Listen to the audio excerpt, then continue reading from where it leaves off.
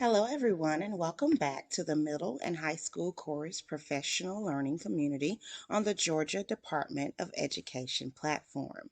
This platform was created for educators to collect, collaborate, and support one another.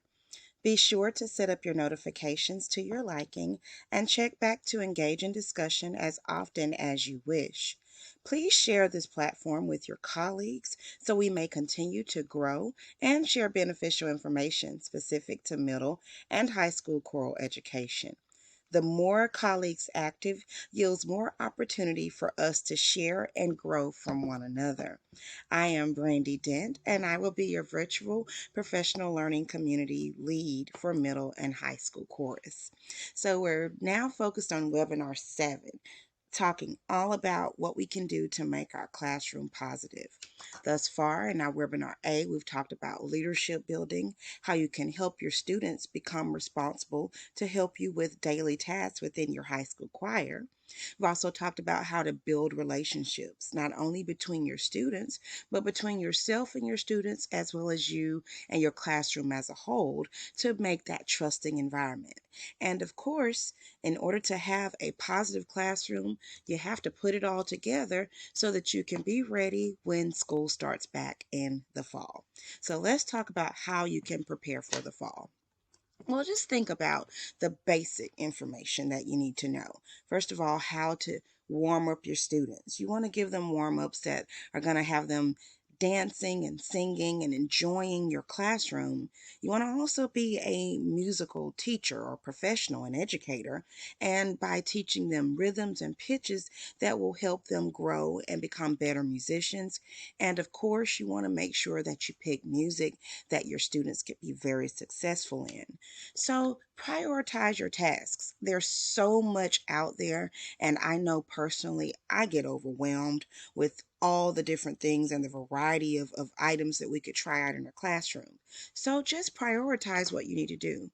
Starting with your warm ups, have one or two physical warm ups that you can pick for your students. You don't have to be outlandish about it, you just need to get them moving. So find you that one or two physical warm ups and go for it and grow from there. Then find you warm ups that focus on your breathing techniques. Again, there are books, there are so many resources that are out there. There are free resources, there are videos. Just find two that will work for you and your students and then build from that. And of course, you got to work on articulation and resonation. You want to make sure that your students have the perfected vowels and consonants that they need in order to be heard accordingly to the music that you've selected. And of course, make sure that your warm ups have your students singing, working on their highs and lows, continuing to increase and expand their vocal range. And lastly, of course, you might want to prepare some warm ups that are suitable for the material that you've selected. Maybe it's something that you've learned in the past when you learned a particular piece, or maybe it's something new that you've created. But make sure you just prioritize your warm ups to at least fit into those categories.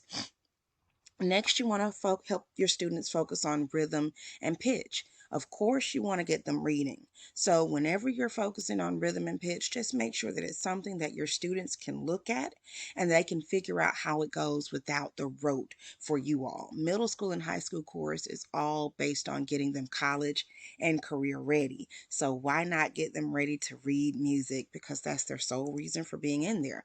They're learning to be musicians. Of course, some rhythm and pitch, you want to have them echo a little bit.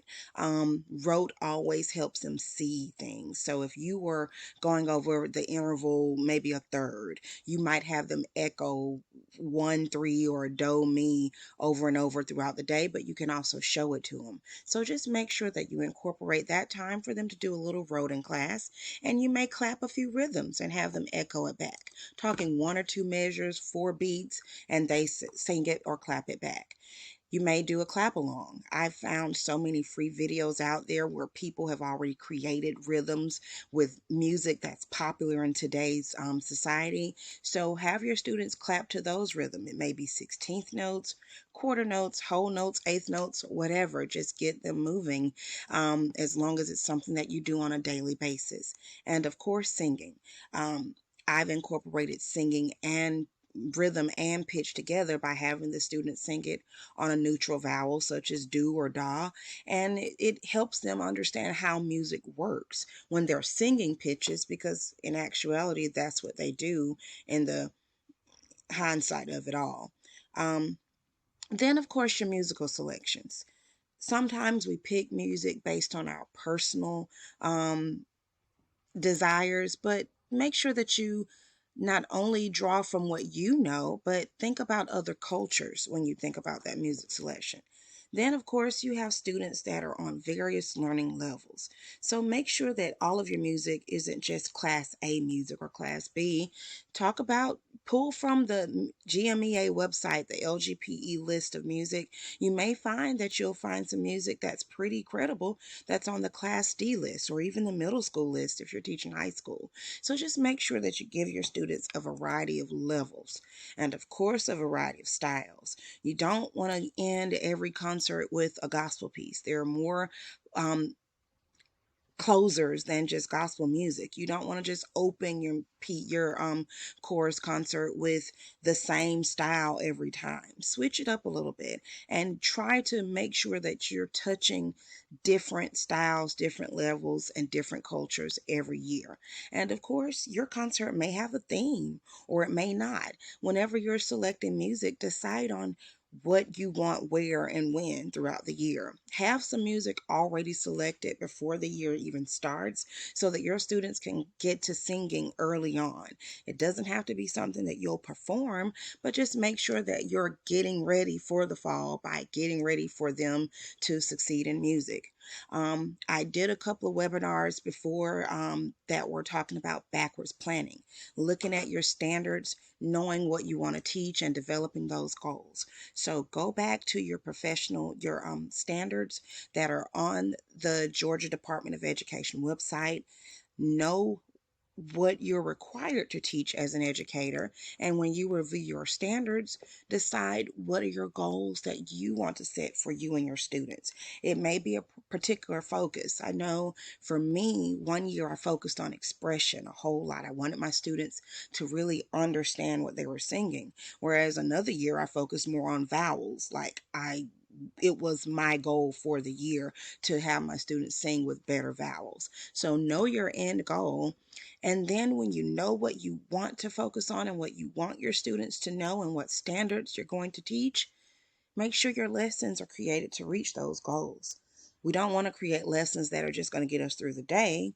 You want to make lessons that are going to develop awesome musicians. So always remember to backwards plan when you're getting ready for the fall and assess those students beginning, during, and after the lessons. How will you know if they're learning if you never really check back with them? So, and of course, you got to have grades. So make sure that you assess those students. You know those end goals, you create lessons to reach those goals, and always go back to your standards because you want to make sure that your students are performing at the most excellent level. I also think you should have a syllabus in place. Some syllabi will look exactly like this, where you're welcoming your students, you're telling your parents what materials they need, your set concert dates, and what they need to do in order to wear. But also in your syllabus, I already know what units and lessons you have planned for the year. Maybe there's a pacing guide for your parents. Maybe this particular month we're going to talk about rhythms and these particular rhythms, but always kind of strategize how you want to teach, and it'll help you in the long run. Maybe you have a monthly or weekly or daily vocabulary that you're going to have the students be responsible for learning. Go ahead and set that up and have it ready so that you can stick to it. It's almost like your guide as well to teaching. And if you can provide a study guide to your teachers and to your students and your parents, go ahead and send that out. If you know that you're going to test your students on a particular concept every month or every week or every Friday, go ahead and provide them with a study guide. Your students who have learning disabilities will definitely appreciate getting that study guide. And then a calendar. Once you've met with your parents or your students for a while, maybe you set some dates for concerts. send those dates out. If you've already established on a when or a where or why on your field trip, go ahead and send that out. If you've already gotten that fundraiser approved, put that on your calendar. And also, even if you can incorporate dates from your actual school calendar, your district, go ahead and do that too. It gives you those checks and balances, it puts it in writing, and it puts your year into perspective for your students as well as your parents. No matter what you plan for the fall, just remember to be intentional. Either you decide to choose a leader or leaders for your classroom, or even if you decide that you really want to focus on building relationships with your students, just remember to be intentional. Have a sticky note, have a quote for the year, something that guides you to remind you what you're doing in your profession. And don't forget, once again, technology is your friend. It's ever changing. It can sometimes be frustrating, but if it makes your life easier, if it makes your job easier, use it. So I hope you've enjoyed this webinar 7. If you will, don't hesitate to provide us with feedback. You're welcome to follow me on social media. I'm Brandy Dent everywhere except for Instagram. I'm Miss B Dent. So thanks again, and continue to teach to the best of your ability.